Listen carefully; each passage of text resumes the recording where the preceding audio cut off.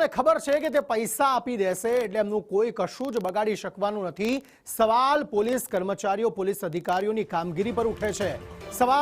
સમાચારો તરફ આગળ વાત કરીએ। પૂર્વ એમએલએ પ્રતાપ દુધાતનું આમ આદમી પાર્ટીના નેતાઓને લઈને નિવેદન। રાજુ કરપડા બાદ ઈસુદાનના હાલ આવા જ થવાના છે। ઈસુદાનભાઈનો પણ ટૂંક સમયમાં ભોગ લેવાશે। ગોપાલ ઇટાલિયા પણ ભારતીય જનતા પાર્ટીમાં જોડાશે।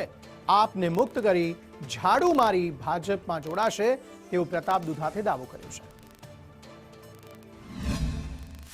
ગુજરાતની જનતાને આજની તારીખ, આજનો સમય લખી લેવા વિનંતી કરું છું કે જે રાજુભાઈ કરપડાના હાલ થયા છે, વિસાવદરની ઇલેક્શન વખતે રાજુભાઈ મજા આવે એવા નિવેદન કરતા હતા, પણ વર્તમાન રાજકીય પરિસ્થિતિ જોતા ઈશુદાનભાઈના પણ હાલ થવાના છે।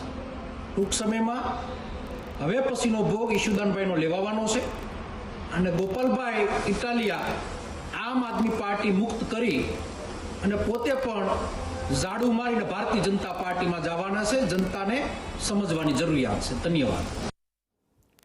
પ્રતાપ દુધાતના આ નિવેદન પર ઈસુદાન ગઢવીએ પણ પ્રતિક્રિયા આપી છે।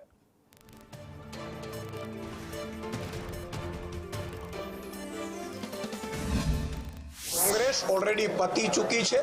કોંગ્રેસના નેતાઓને પણ મારી વિનંતી છે કે વહેલા તકે નાવડી તમારી ડૂબી ગઈ છે, નાવડીમાંથી નીકળી જજો, નહીં તો પછી 2027માં ક્યાંય ઠેકાણું નહીં પડે ને। 2027માં આમ આદમી પાર્ટી ખેડૂતોની પાર્ટી, ગરીબો, વંચિતોની, શોષિતોની પાર્ટી। અમે તો માત્ર ને માત્ર વ્યવસ્થામાં બેઠા છીએ।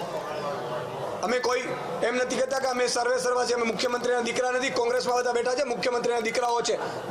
જે કોંગ્રેસના મુખ્યમંત્રીના એના બાપોએ ખેડૂતો પર અત્યાચાર કરેલા છે। અમે સામાન્ય પરિવારમાંથી આવીએ છીએ, અમે લડીએ છીએ, અમારો ડિમોરલાઇઝ કોઈ ના કરે।